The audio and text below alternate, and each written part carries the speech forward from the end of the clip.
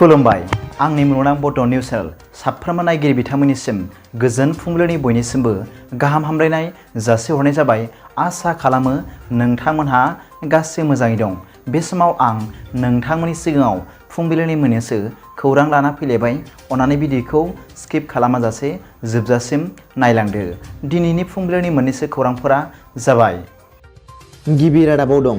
एबसु आरो बर' थुनलाइ आफादा दिनैनि आसाम सरकारनि बेरेखायै गोख्रोङै सोमावसारनो लानाय हाबाफारिखौ दोनथ'बाय होनना मिथिनो मोननाय जादों। खौरां मोननाय बादिब्ला मैया गुवाहाटीनि खानापारानि मोनसे गोनांथार सावरायमेलाव आसामनि गिबि मन्त्रि मानाव गेदेर डक्टर हिमन्त बिश्व शर्मा बिथाङा गावनो बेनि सायाव सावरायगोन होनना फोसावनाय बाथ्राखौ मन्त्रि मानाव गेदेर उरखावगोरा ब्रह्म आरो बिटिआरनि गाहाय मावफुं सोद्रोमा मानाव गेदेर प्रमद बर' बिथांमोनहा एबसु आरो बर' थुनलाइ आफादनिसिम फोरमायहरदों।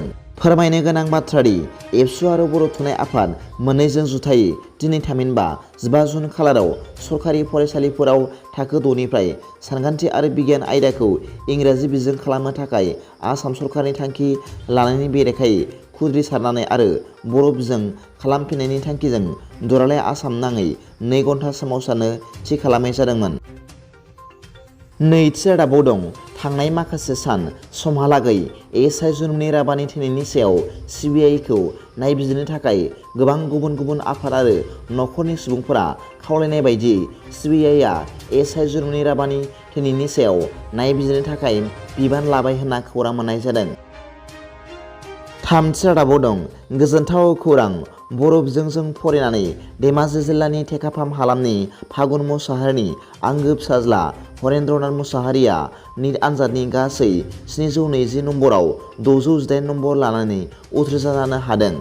मख'नो गोनांदि नेशनेल टेस्टिं एजेन्सिजों खुंफुंजानाय निट इउजि 2023 नि आनजाद फिथाइखौ 13 जुनाव नेशनेल टेस्टिं एजेन्सिया फोसावनानै होबाय।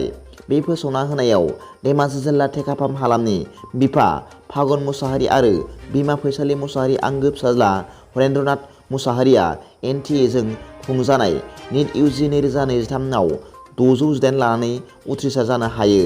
मैया बेखौनो नोजोर होनानै धेमाजि जिल्ला गासै माहारियारि आफादफोरा जयै बरायनाय जादों।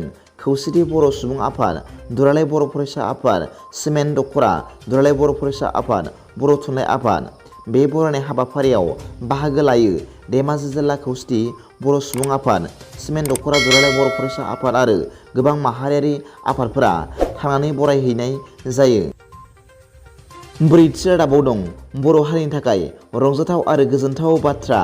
मानोना बर'नि मुंदांखा फुटबल गेलेगिरि मानाव गेदेर हलिचरन नार्जारिजों बेंगालुरु एफसिआ 3 बोसोरनि थाखाय बिथां हलिचरन नार्जारिजों गोरोबथा खालामबाय। दिनैनि फुंबिलिनि मोननैसो खौरांफोरा दा बेखिनिल'मोन। भिडिअखौ मोजां मोनदोंब्ला आंनि बे मुलुगनां बड' निउस चेनेलखौ अन्नानै साबस्क्राइब खालाम आरो बेल आइकनआवबो थुनानै ला, जाहाथे आं गोदान निउस आपडेट लानानै फैब्ला नोंथांनियाव सिगांग्रो नटिफिकेसन सौहैयो। दा बेलासिनि रादाबाव नोंथांमोनखौ आंनि बे चेनेलाव गासैखौबो बरायहरनाय जाबाय। गोजोन्थों। एसेनोसै।